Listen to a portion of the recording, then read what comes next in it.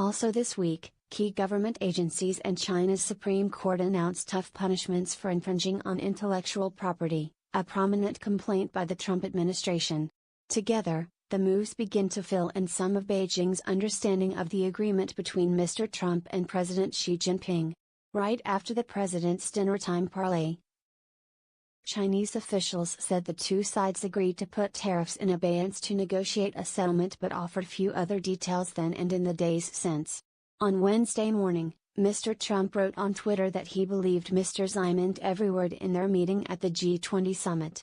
Very strong signals being sent by China once they returned home from their long trip, including stops from Argentina, he said. In the meantime, earlier tweets from Mr. Trump, as well as statements from him and top administration officials, have described concessions Beijing purportedly made, including a reduction in tariffs on American-made autos and an agreement to purchase a very substantial amount of agricultural, energy, industrial and other products from the US. Your browser does not support HTML5 video.0:00, 0:00 skip 1815. The meeting between Donald Trump and Xi Jinping in Argentina was a success, according to both governments. China pledged to open its market and Washington agreed to postpone raising tariffs. But can China deliver on its promises? Screenshot.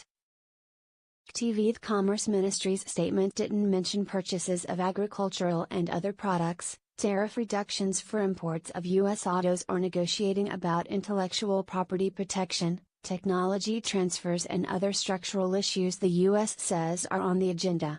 Chinese officials have suggested that China will step up purchases of U.S. farm and energy products such as soybeans and natural gas as part of Saturday's deal. Demand for those products is immense. Still, it's unclear how large China's purchases will be and whether Beijing will remove the punitive tariffs or offer rebates to the buyers. Many Chinese economists and academics view Mr. Trump's trade strategy as stirring up confusion in order to draw out concessions from Beijing. Related, China should prepare but not rush to make concessions, said Yu Yongding, a researcher with government think tank Chinese Academy of Social Sciences and former advisor to China's central bank. This is a competition of endurance to see who breaks first. Should talks fail to yield an agreement, the Trump administration has said it would move ahead with raising tariffs on $200 billion of Chinese goods to 25%, from 10% currently. The increase was originally set for January 1, and in the lead up to the Trump-Xi summit, Chinese officials said getting a stay on the increase was paramount since they didn't want to negotiate under threat. President Xi is under pressure to strike a deal. Economic growth is flagging. On Wednesday, the cabinet agreed to increase unemployment insurance tax rebates to companies that don't lay off workers.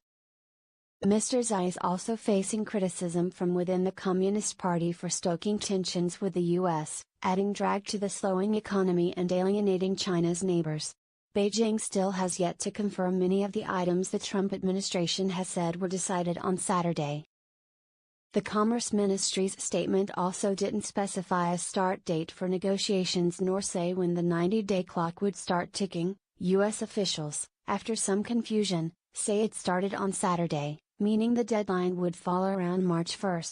Mr. Trump has tweeted that the deadline could be extended.